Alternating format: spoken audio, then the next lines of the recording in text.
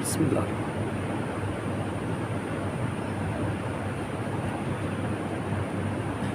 السلام علیکم ورحمۃ اللہ وبرکاتہ. نحمده ونستعينه ونصلي على رسوله الكريم. أعوذ بالله من الشيطان الرجيم. بسم الله الرحمن الرحيم. يا أيها الذين آمنوا اتقوا الله وكونوا مع الصادقين. صدق الله العظيم وصدق البارئ والشاهدين والشاكرين والحمد لله رب العالمين. قرآن مجید میں جس آیت مبارکہ کی تلاوت کا شرف حاصل ہوا اس کا سادہ سا مفہوم یہ ہے کہ اے ایمان والو اللہ سے ڈرو اور سچوں کے ساتھ رہو. موجودہ بھی اس آیت مبارکہ ایک کام یہ چھوٹے اس آیت مبارکہ میں دو باتوں کی رب تبارک و تعالیٰ کی طرف سے تاکید کی گئی. پہلی بات تو یہ ہے کہ سچوں کے ساتھ ہو جانے کا حکم ہو گیا.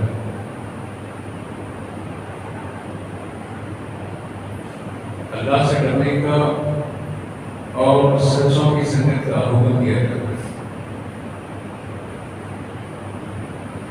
یہ دونوں چیزوں کے بغیر صراط مستقیم حاصل ہی نہیں ہوتا. صراط مستقیم کسی انجینئر کے پلان کا نام نہیں ہے کہ وہ کاغذ پر اس نے ایک نقشہ بنا دیا اور یا آپ نے گوگل پر ایک راستہ دیکھ لیا اور اسے طے چلتے رہ گئے. صراط مستقیم یہ اللہ کی طرف سے وحی الہی کی شکل میں نازل ہونے والی کتاب مبین جس نے صراط مستقیم کی تفریح کی اور احساس سے صراط مستقیم کو اجاگر کرنے کے لیے ہمیں ہر نماز کی ہر رکعت میں اہدنا صراط مستقیم اللہ رب العزت سے دعا کرتے ہیں کہ اللہ میں سیدھی راہ چلا. سیدھی راہ کیا ہے؟ اتقوا اللہ، اللہ سے ڈرنا، وکونوا مع الصادقین، سچوں کے ساتھ ہو جائیں. سچوں کے ساتھ اگر ہو جائیں آپ تو نتیجہ کیا ہے کہ اب راستہ پوچھنے کی ضرورت نہیں پڑتی. مثال کے طور پر کسی علاقے کے چورسے پر آپ ٹھہرے ہوئے ہیں اور آپ کو راستہ پوچھنا ہے. آپ اگر پوچھیں کہ یہاں سے 4 منٹ نکل جانا یا کوئی پوچھے کہ یہاں سے مہدی پٹنم نکل جانا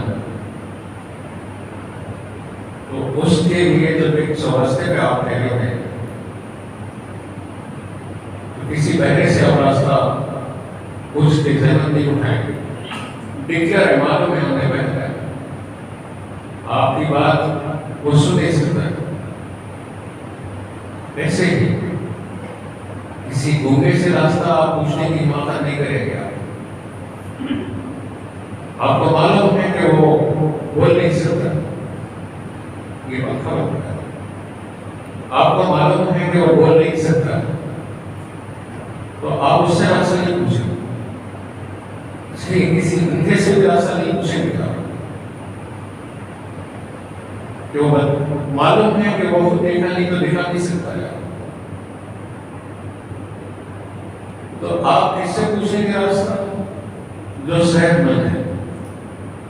جب دنیا کے راستے آپ پوچھنا ہے تو کسی صحت مند کی ضرورت ہے، آنکھ سے بھی صحت مند ہو، زبان سے بھی صحت مند ہو، کان سے بھی صحت مند ہو، اور حالات سے واقف ہو اور جانتا ہو کہ راستہ کدھر اور کیا ہو.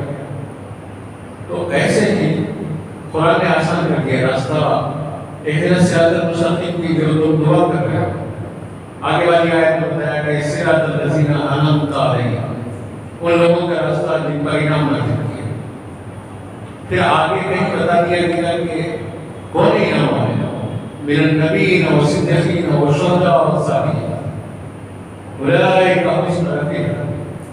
یہ وہ ہیں جو نبیوں کے گروہ میں سے ہیں، راستہ بتانے والے، سیدھے راستے پر کون ہے.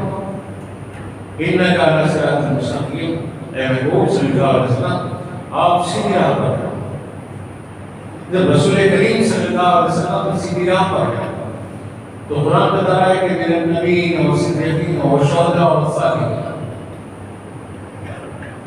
نبیوں، صدیقوں، شہداء اور صالحین کے راستے کے صحیح راستے ہیں، صرف کہ کوئی اور راستہ صحیح راستہ نہیں.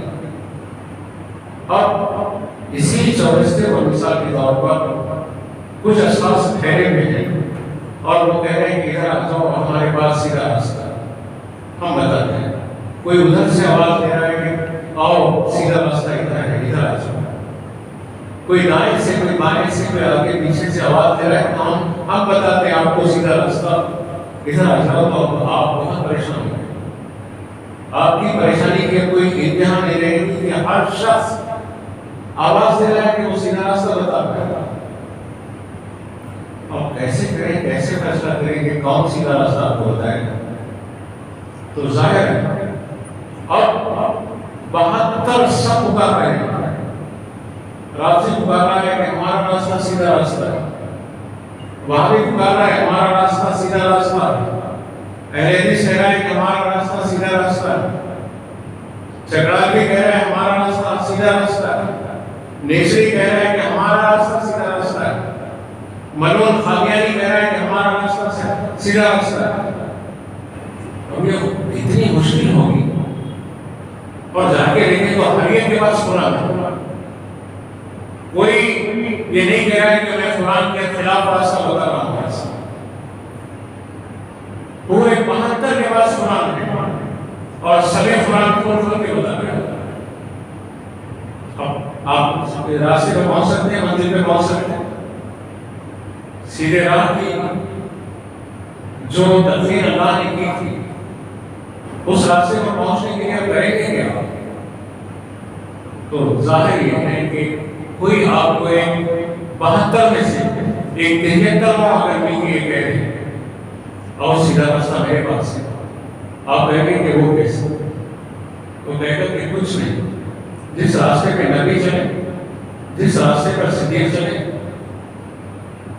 سنتیں پڑھنے کے لیے آپ کو باضابطہ ستھرا بنا دیا گیا ہے. نماز میں آپ کے بھی حل نہیں ہوتا، ہماری بھی نہیں ہوتا. تو صلی اللہ علیہ وسلم ارشد آتا ہے کہ اب ایسی پرپیش راہوں کے درمیان، ان مشکل لمحات کے درمیان آپ کو سیدھے راستے کے تعین کے لیے کوئی ایک رہبر نہیں ہے. صرف اس نے کہا کہ کچھ مت کرو، میں جدھر چلتا ہوں آپ چلتے جاؤ. آپ کو کسی سے راستہ پوچھنے کی ضرورت نہیں. تو نتیجہ کیا ہوگا کہ یہ ایک آسانی ہوگی. آپ نے ایک ذات پر اطمینان کر دیا، ایک شخصیت پر اطمینان کر دیا، ایک ایسے رہبر پر اطمینان کر دیا کہ جو راستہ جانتا ہے اور اس راستے کا علم ہے اس کو.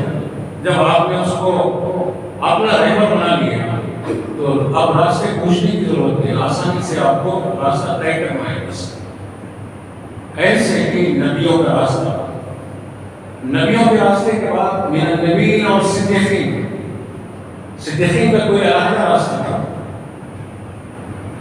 پھر قرآن بول رہا اور شہداء، شہداء کا کوئی علیحدہ راستہ نہیں تھا. اور صالحین بول رہا ہے، صالحین کا کوئی راستہ نہیں.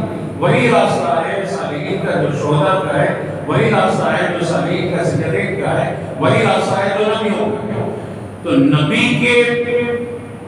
نقش قدم پر وہ جو سالمین تک یہ قافلہ انسانیت چل رہی ہے، آپ کو اس کے اوپر چلنا، آپ کے لیے دین حق پر چلنا صراط مستقیم پر چلنا، اور دین حق کو چلنے کے لیے اللہ نے آپ کو مشقتوں میں نہیں ڈالا، اتنا آسان بتا دیا ہے۔ علماء امتی کا انبیاء بنی اسرائیل، میری امت کے علماء بنی اسرائیل کی انبیاء کی طرح، العلماء ورثۃ الانبیاء، علماء انبیاء کے وارث ہیں۔ تو معلوم یہ ہوا کہ یہ لوگ راستے کی جانکاری ہیں، راستے کو جانتے ہیں، راستے کو پہچانتے ہیں، راستے سے واقف ہیں، یہ جدھر لے جائیں گے اور گمراہی کی طرف نہیں لے جائیں گے۔ لیکن پھر یہاں ایک اور ایک پیچیدہ بات آتی ہے۔ اہل علم تو دعوت تو سبھی کے پاس ہے، اہل علم سب کے پاس دعویٰ ہے کہ ہم اہل علم ہیں، لیکن یہاں تشریح کی گئی کہ علماء حق اور علماء سو، علماء کے روپ میں دو گروہ ہیں، ایک اپنے نفس کی طرف بلاتا ہے، ایک اپنی ذات کی طرف بلاتا ہے، اپنی شخصیت کی طرف بلاتا ہے، ایک کا مقصد صرف دنیا ہوتا ہے، آپ سے ہاتھ چھوا لیں، آپ سے پیر پڑوا لیں، آپ سے سجدے کروا لیں، آپ سے باپ کی خبر کے طواف کروا لیں، آپ سے نذرانے لے لیں، آپ سے کھائے پیے، آپ سے اپنی جائیداد کریں۔ ایک گروہ تو یہ ہے، اور یہ بھی خیانت کرنے کے ساتھ نہیں سکتے، اور دوسرا گروہ جو صرف اللہ ہی کے لیے، اس کا بولنا، اس کا چلنا، اس کا کھانا، اس کا پینا، سب کچھ اللہ کی رضا کے لیے، وہ گروہ اور وہ قافلے علماء قیامت تک وہ بھی چلتے رہے، پیرل ساتھ ساتھ چلتے رہے۔ اب آپ کو ان دونوں راستوں میں سے کسی ایک کے راستے کو متعین کرنا، اب اس راستے کو متعین کرنے کے لیے آپ کو دیکھنا یہ ہوگا کہ یہ بلاتا کدھر ہے، خدا کی طرف بلاتا ہے یا اپنے وجود کی طرف۔ میں کل ہی مکتوبات کے 2 صحیح دیکھ رہا تھا، سرکار یحییٰ منیری رحمۃ اللہ علیہ کے مکتوبات دیکھ رہا تھا۔ سیدی سرکار یحییٰ منیری رحمۃ اللہ علیہ تحریر فرماتے ہیں کہ بہت سارے لوگ ہیں حکایتوں کو رکھ لیتے ہیں، روایتوں کو رکھ لیتے ہیں، اور اپنی، میرے الفاظ میں بتا رہا ہوں کہ اپنی فنکاری میں وہ اس سے مظاہرے کرتے ہیں، اور ان کا مقصد صرف اپنی ذات کی طرف لوگوں کو بلانا ہے، اور علماء حق کا مقصد اللہ کی ذات کی طرف، اللہ کی طرف بلانا۔ آج میں مکتوبات 2 صدی ابھی آنے سے پہلے دیکھ رہا تھا، ایک لفظ دیکھا میں، یحییٰ منیری لکھ رہے ہیں دنیا کی ساری چیزیں نعمتیں ہی ہیں، اور اگر سب مل بھی جائیں تو نعمت مل جاتی ہے، نعمت نہیں، کچھ بھی مل جائے، تب تو تاج مل جائے، ہیرے اور جواہرات مل جائے، آپ چاند پر کمر ڈال دیں گے، آپ آسمانوں کے فاصلے نام کے آ جائیں، آپ زمین کی تنابانوں کو کس کے یہاں بیٹھ کے دنیا کے ایک دوسرے کونے سے بات کر لیں یا دوسرے کونے کے مناظر دیکھ لیں، سب نعمتیں ہیں، لیکن خالق نعمت اللہ رب العزت ہے۔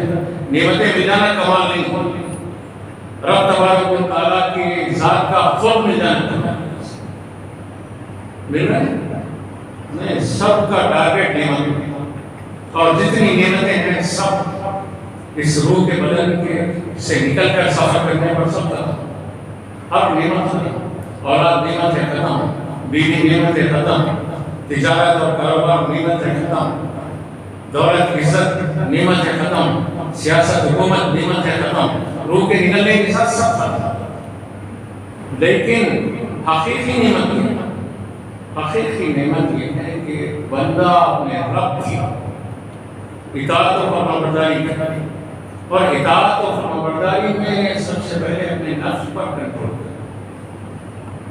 بے لگام جانور تو یہی ہے، جب یہ اپنے بندھنوں کو توڑ کے نکلتا ہے نفس، تو نتیجہ کیا ہوتا ہے؟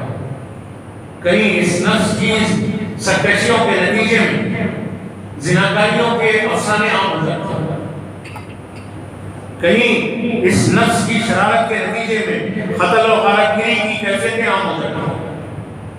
کبھی یہ نفس جب زیادتی کرتا ہے، ان النفس لامارۃ بالسوء، نفس کو جو ہے اکساتا ہے، برائی کی طرف اکساتا ہے، اور جب یہ برائی کی طرف اکساتا ہے تو آپ مجھے دیکھیں یہ ہر صورتوں میں اکٹھا کر رہا ہے۔ نفس کی خرابی کا نتیجہ ہے، اس کی شرارت کا نتیجہ ہے، چاہتا ہے کہ دولت اکٹھا ہو جائے۔ کتنی کھاتا ہے بھائی، کھانے کے لیے کتنی ضرورت ہوتی ہے،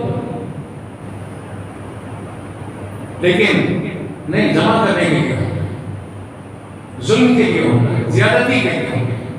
تو عرض کرنا یہ ہے کہ نفس پر کنٹرول کرنا، اور نفس پر اگر جس نے کنٹرول کر لیا گویا وہ اللہ کے محبوب بندوں میں شامل ہے۔ لیکن اتنا آسان نہیں ہے نفس پر کنٹرول کرنا، کہنا بہت آسان ہے نفس پر کنٹرول کرنا۔ جب نفس پر کنٹرول ہوتا ہے، جب حسن آپ کے سامنے مجسم موجود ہے اور آپ کے سوا کوئی وہاں پر موجود نہیں ہے، اور دعوت زنا و گناہ وہ حسن کی طرف سے آپ کو پکارا جا رہا ہے، للکارا جا رہا ہے، ایسی صورت میں اگر آپ نے نفس پر کنٹرول کر دیا تو نتیجہ یہ ہے کہ آپ ہزار اشیاء کو مارا تو کیا مارا، نفس امارہ کو مارا تو در حقیقت کمال کیا، نفس امارہ کو نہیں مارا، ہزار سجدے کیے ایک حسن کے ختموں میں لا کے ڈالتے ہیں، ہزار عبادت کی ایک اللہ کی نافرمانی کی طرف، ایک نماز گزار دیا، ختم، برباد ہو گئے، سب تباہ ہو گئے۔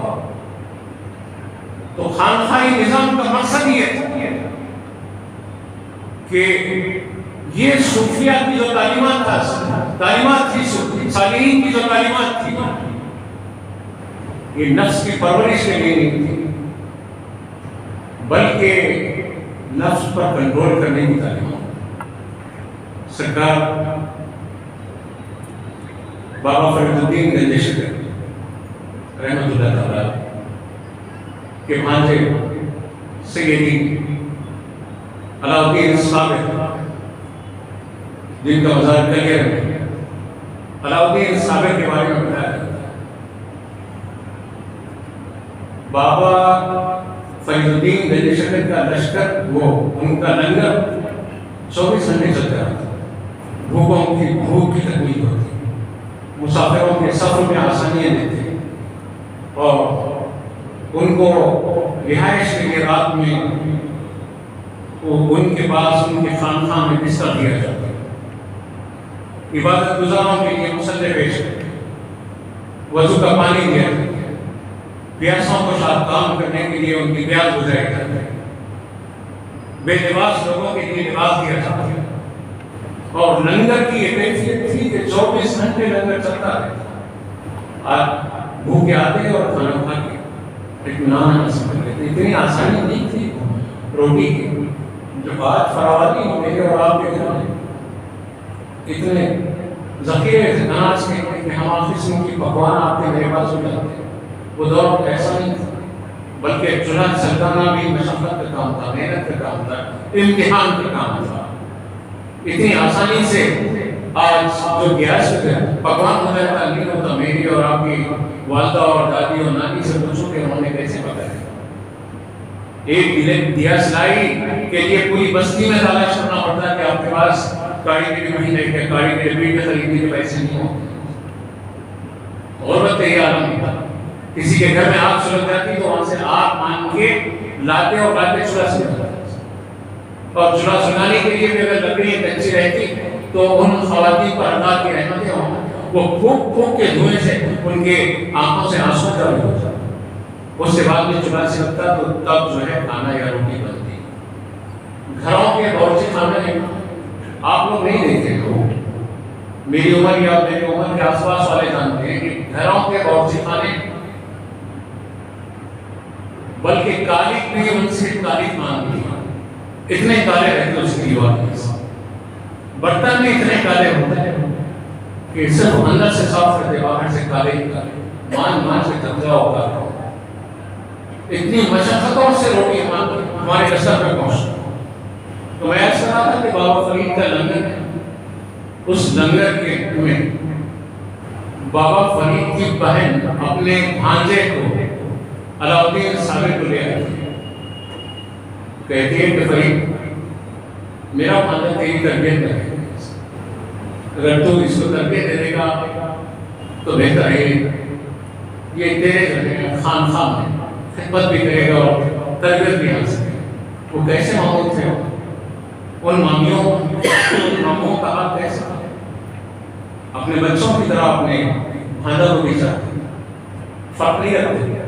یہیں اسی مسجد میں ایک نوجوان میرے پاس آئے ایک دن، امام صاحب سے ہم کو ملایا کہ شاید وہ ہوں گے کیا. وہ آپ جدا ہو کے بولے کہ میرا ماموں میرے باپ کے مرنے کے بعد باپ نے جو کاغذات رکھائے تھے ان کاغذات پر رجسٹری کرا کے اپنے نام کر دیا. یتیم کا مال ماموں کھا جائے، بہن کا حق بہن تڑپتی رہ جائے، بیوہ بہن ٹھیک ہے نا، ہم کو کچھ کرنا نہیں، میرے بچے اور میں خوش رہے تو بس. یہ بس نہیں، اسلاف کا معاملہ کچھ بالکل منفرد تھا. بابا فرید کے پاس جب لایا گیا علاؤدین صابر رحمۃ اللہ آئے، آنے کے بعد میں بابا فرید نے فرمایا کہ صابر جاؤ اس لنگر کے تم انچارج عبادت بھی کر رہو، تربیت بھی حاصل کرو، وہ جو لنگر ہے اس لنگر کی خدمت بھی کرو. علاؤدین صابر اس کے انچارج چنا. کچھ دنوں کے بعد میں علاؤدین صابر کی ماں ملنے آئے بیٹے سے، تو بیٹے کی کیفیت تو دیکھا کہ یہ حال ہے، ناتوان ہے، ضعیف ہو گئے، کمزور ہے، چلنے اور اٹھنے کے لیے ان کو مشکل محسوس ہوئی. پوچھا کہ صابر کیا ہو گیا، اتنے کمزور کیوں ہو گئے؟ تو کہا کہ مامو جان نے کہا کہ لنگر کی نگرانی کرو. میں نگرانی کر رہا ہوں. اماں نے کہا کہ جب لنگر کی تم نگرانی کر رہے ہو تو پھر کمی کس چیز کی ہے؟ اس نسل پہ تو سب بھوکے کھاتے ہیں، تم کو کھانا نہیں ملتا ہے. انہوں نے کہا کہ اماں جان ماموں صاحب نے کہا تھا کہ لنگر کی نگرانی کرو، لیکن انہوں نے کھانے کی اجازت نہیں دی تھی. تب سے میں آج تک برابر پیٹ بھر کے کھا نہیں سکتا ہوں. اپنی نفس کی خواہش کے لیے نہیں بلکہ ضرورت کے لیے کچھ پانی پی لیتا ہوں اور کچھ نوالے لے لیتا ہوں. اجازت نہیں ہے مجھے کھانے.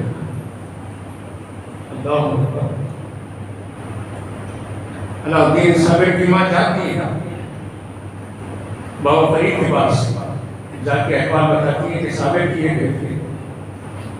بابا فرید آ کے کہتے ہیں کہ صابر ٹھیک ہے میں تم کو اجازت دیتا ہوں، تم ایک امتحان میں کامیاب ہو گئے. اللہ کیا کیا کھا رہا ہے؟ ایک مظلوم آ کے مسجد میں امام کے سامنے شکایت کرتا ہے کہ میرا ماموں میرے باپ کی جائیداد کو کھا گیا. میرا باپ جو ہے محنت کر کے، مشقت کر کے، ملازمت کر کے، بیرون ملک رہ کے وہاں روٹی کمانے میں ہم کو دیکھ رہا تو وہ مر گیا اور کاغذات اس کے پاس تھے. اور نتیجہ تھا یہ اس کو اپنی ملکیت بنا دیا. کس کے لیے کہ تو مرے گا تو تیرے بچوں تو یہ سمجھ رہا ہے کہ تیری یہ دولت جو ہے تیرے نسل بعد نسل کام آئے گی. تو عثمان علی خان کو دیکھ، دنیا کے متمام لوگوں میں جن کا شمار ہوتا تھا، جن کی دولت کا یہ عالم تھا کہ کوئی لفظی لفاظی کی بات نہیں کر رہا ہوں. آج بھی لندن کے میوزیم میں عثمان علی خان کے کھڑاوے رکھے ہوئے ہیں. ان کھڑاووں میں مکمل ہیرے جواہرات. کبھی آپ نیٹ پہ مار کے دیکھیں جس بادشاہ کے ہم رعایا ہے جس کے قدموں کے نیچے ہیرے جواہرات کے کھڑاوے تھے، جس کے دولت کی حیثیت ہے. اور ہم ہیں کہ حلال حرام حق ناحق سب نہیں. اور پھر ہمارا معاملہ یہ ہے کہ 5 ٹائم آ کے اہمیت صراط المستقیم پہلا سیدھا راستہ نکلتے ہی ٹیڑھا راستہ. ہر طریقے سے ٹیڑھا راستہ، جو چاہے کرے گا، اور آگے اللہ سے جھوٹ بول رہا ہے کہ اہدنا الصراط المستقیم، اے اللہ مجھے سیدھے راستے کی طرف چلا، انعام والوں کے راستے کی طرف چلا۔ اس سے مذاق کرتا، کبھی سوچ کے اتنا سوچ کے نہ کرنا، اتنا سوچ کے مسجد سے نکلو کہ تم نے کیا عہد کیا تھا اللہ سے، کیا مانگا تھا اللہ سے، اور کیا کر رہے ہو مسجد سے باہر کر رہے ہو۔ اللہ کے رسول نے تو فرمایا کہ میری خصوصیات میں سے تو یہ خصوصیت بھی ہے کہ اللہ نے میرے لیے ساری روئے زمین کو مسجد بنا دیا۔ امم سابق میں ان کی عبادت گاہوں میں اللہ کی عبادت ہوتی، عبادت گاہ سے باہر۔ آج بھی مشرکین کا بھی یہی عمل ہے، آج بھی یہودیوں کا یہی عمل ہے، آج بھی نصرانیوں کا یہی عمل ہے کہ اللہ کو راضی کرنا ہے تو مسجد میں آنا ہے، لیکن اسلام میں اللہ کو راضی کرنا ہے تو صرف مسجد میں آنا کافی نہیں ہے، بازار میں ہے تو تو ایک سچا تاجر بن کر اگر تجارت کرے گا تو آقا علیہ السلام نے فرمایا کہ یوم قیامت وہ صدیقین میں ہوگی۔ تجارت کر رہے ہیں، ملازمت کر رہے ہیں، معاملات کر رہے ہیں، اپنے شب و روز کو اللہ کی اطاعت و فرمانبرداری میں گزار رہے ہیں، یہ سب عبادت ہے۔ عبادت چند رکعت نماز تو یہ تو لازم ہے، فرض ہے، لیکن اس کے جوہر اور اس کا حاصل کیا ہے؟ وہ ہے جو تیرے کردار سے ظاہر، تیری گفتار سے ظاہر، تیرے جسم و جواروں سے ظاہر، جسم اور جوائر اس کی، یہ سب بغاوت کرتے ہیں اس سے، اور یہ بغاوت کرتا ہے، اور پھر یہ سمجھ رہے ہیں کہ اللہ کی اطاعت ہے، ایسا نہیں۔ اللہ کے رسول نے جو معاشرہ کیا تھا وہ معاشرہ اتنا پاکیزہ معاشرہ جس پر جو عمل کیا یہ تھوڑے دن کی دنیا ہے، اس کے بعد ہم سب کو اس میں کوئی بچنے والا نہیں، محل میں رہنے والا، سب پہ تاج لگانے والا، یا جھوپڑی میں رہنے والا، پھٹے پرانے لباس میں رہنے والا ہے، مریں گے تو سب کو ایک کی خبر میں، ایک جیسی خبر، سونے کی خبریں نہیں بنائی جائے گی، مٹی کی خبر ہوگی، اسی میں ڈال دیا جائے گا۔ تو اللہ کے رسول نے جو معاشرہ دیا تھا وہ آخرت کی کمائی کے لیے تھے، یا جو ہو رہے ہو آخرت میں کاٹنا پڑے گا اور کوئی کمائی تم کو ملے گی۔ کسان موسم میں ابھی بارش کے موسم میں کرتا کیا ہے کہ بیج نہ ایسا ہوتا ہی نہیں کہ گندم ڈالے اور چاول کاٹے، ایسا نہیں، گندم ہے گندم ہی کاٹنا پڑے گا، چاول نہیں ملیں گے گندم کو دھونے کے بعد۔ تو گناہ بہت کر، نیکیوں کا تصور، ظلم کو کر، آپ اللہ کی رحمت کا تصور، زیادتیاں اور قتل اور غارتگیریاں کر کر آپ یہ تصور کریں گے کہ ہم کو جو ہے اللہ کی رحمت ملے گی، تو نہیں۔ ان بطش ربک شدید، تیرے رب کی پکڑ بہت خطرناک، بہت شدید ہے، اور وہ اتنی شدید ہے کہ اس کی شدت کا یہ عالم ہے کہ میں نے جس آیت کو موضوع سبق بنایا تھا اس میں یہی بتایا گیا کہ یا ایھا الذین آمنوا اتقوا اللہ، اے ایمان والو، ایمان اگر رکھتے ہو نا، ایمان اگر کے دعویدار ہو گئے تو اتقوا اللہ، اتقوا اللہ، اتقوا اللہ، اللہ سے ڈرو، اللہ سے ڈرو۔ نکاح کی محفل میں 5 مرتبہ قاضی جو ہے خطبے میں پڑھ رہا ہے اتقوا اللہ۔ ابھی میرا اور آپ کا امام منبر پر پہنچے گا تو یہ کہیں گا اتقوا اللہ، اللہ سے ڈرو۔ کیا ڈر رہے؟ کیا آپ ہی کے شہر سے خاتون میڈیا پہ آتی ہے، آگے کہتی ہے کہ بیٹا مار رہا ہے، اللہ اکبر، ماں کو مار رہا ہے بیٹا، اور تڑپ کے نرس سے بولتی ہے کہ میں گھروں میں برتن دھو کر لوگوں کے کام کر کے پیٹ پالتی ہوں، میرے شوہر کی جو جائیداد ہے وہ میں کسی بلڈر کو دینا چاہتی ہوں، لیکن بیٹا وہ کاغذات چھپا لیا ہے اور مار رہا ہے مجھے گھر سے باہر۔ یہ سجدے کام نہیں آئیں گے۔ ظلم کرنے والوں وہ بھی ماں پر ظلم کریں، بلکہ ابھی میں دیکھ رہا تھا کچھ دیر پہلے ناشتے سے پہلے ہوم منسٹر نے اس خاتون کو بلایا اور بلا کے کنسٹرکٹ پولیس اسٹیشن کو ایسا نگر کو سختی سے پابند کیا کہ ان کے جو کچھ کاغذات ہیں دلا دیں. بیٹوں کی شکایتیں ماں آ کے میڈیا میں بولنا پڑتی، شوہروں کی شکایتیں مظلوم بیوی آ کے میڈیا پہ بولنا پڑتی، بچوں کی شکایتیں بچے اپنے ماں باپ کے خلاف بولتے. یہ ساری محفلوں کا فائدہ کیا ہو رہا ہے؟ کیا حاصل کیا ہے؟ اتنا بڑا مجموعہ، اور اس مجموعے میں اگر کوئی ایک بھی اپنی ماں کو تکلیف دیتا ہے، باپ کو تکلیف دیتا ہے، یہ سمجھو کہ وہ زمین کے اوپر بوجھ ہے. جس ماں نے 9 مہینے اس کو تکلیف اٹھا کے پالا اور ایسی تکلیف اٹھائے کہ اس کے لیے اپنے کھانوں کا، اپنے آرام کا یا اپنی تمام دنیاوی مشقتوں کا پورا لحاظ رکھے. میرا پیٹ میں بچہ ہے، یہ کھا لو گی تو بچہ بیمار ہوتا ہے. اللہ اکبر، ہم پیدا بھی نہیں ہوئے، ہماری ماں کے پیٹ میں ہے، اور ہماری ماں کا یہ احساس ہے کہ میں فلاں غذا کھاؤں گی تو میرے پیٹ میں جو بچہ ہے اس کو نقصان ہوگا. وہ اپنے کھانے پہ کنٹرول کرے، وہ اپنے آرام پہ کنٹرول کرے. اور ہم ہیں کہ جس ماں نے اتنی محبت کا مظاہرہ کیا ہمارے ساتھ، اپنے خواہشات نفس کے لقموں کو اٹھانے کے لیے بھی احتیاط کی، اچھے پسند کی غذائیں تھی، لیکن ڈاکٹر نے کہا کہ نہیں، حمل پہ اس کا اثر ہوگا، نقصان ہوگا. مانے کہا کہ نہیں، ٹھیک ہے. 9 مہینے جس نے ہم کو نہ صرف پیٹ میں سنبھال کے رکھا بلکہ اپنی غذاؤں پہ بھی کنٹرول کیا. اس ماں کو بیٹا ہے کہ ماں شرم نہیں، اور پھر تیری نماز، تیرا روزہ، تیری زکات، اور تیرا حج منہ پہ مار دیا جائے. سب منہ پہ. وبالوالدین احسانا، والدین کے ساتھ احسان کا حکم دیا. اور معاشرہ جس تیزی سے خرابی کی طرف جائے، حاصل گفتگو یہ ہے کہ اس خرابی کا واحد دنیا حاصل کرنا ہے. بس ایک تاجر چاہتا ہے کہ حلال ہو یا حرام ہو دولت حاصل ہو، ایک ملازم چاہتا ہے کہ حلال ہو یا حرام ہو ملازمت حاصل ہو جائے، دولت حاصل ہو جائے.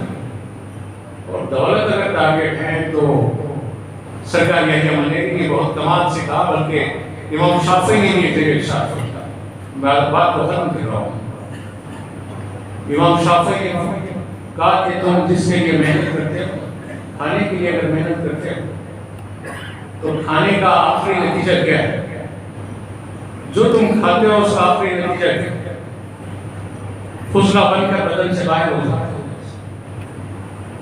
یہی ہے بس. کیسا بھی ظلم سے کماؤ، زیادتی سے کماؤ، سود سے کماؤ، ناجائز زمینوں پر قبضے کر کے کماؤ، بیواؤں کو ستا کے کماؤ، کرائے کے مکانوں میں رہ کر مکاندار بن کے کماؤ، یا مکاندار رہ کر کرایہ داروں کو ستاؤ، یہ سب کچھ کرو، اس کے بعد اس سے کھانا ہی ہے تو جو کھاتے ہو وہ فضلہ بن کے نکل جاتے ہیں، اور تم بھی ایک دن زمین کا فضلہ بن کر زمین میں جاؤ. الحاصل ان محفلوں کا مقصد صرف اللہ ہی کی طرف، اللہ کے رسول کی طرف بلانا ہے، اس کے سوا کچھ شخصیتوں کی طرف نہیں. اور انشاءاللہ آنے والے جمعے میں ممکن ہے اگر زندگی باقی رہی، صحت رہی، امام احمد رضا کہ اس کی محفلیں اور فاضل بریک کے گفتگو ہوگی. مولا تعالیٰ ہمیں ان لوگوں میں جو اپنے ماں باپ کی عزت کرتے ہیں،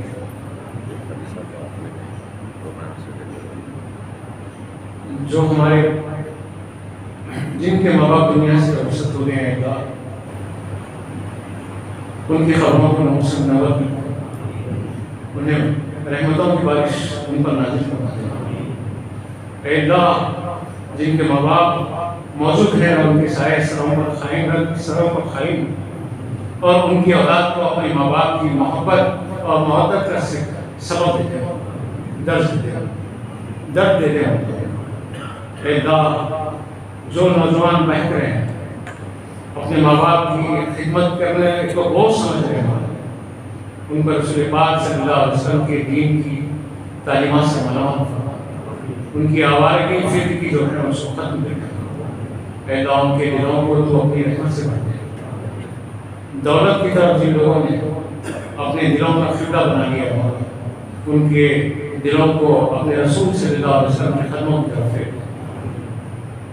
کوئی فریض صاحب کی عدالت کی ابھی امام صاحب نے اطلاع دی ہے، اللہ تعالیٰ نے شفاء کاملہ عطا فرمائے۔ اس مجمع میں تیرا جو محبوب بندہ ہے اس کی دعا سن لے، ان دعاؤں کو قبول فرما، میرے کسی کی مشکل نہیں۔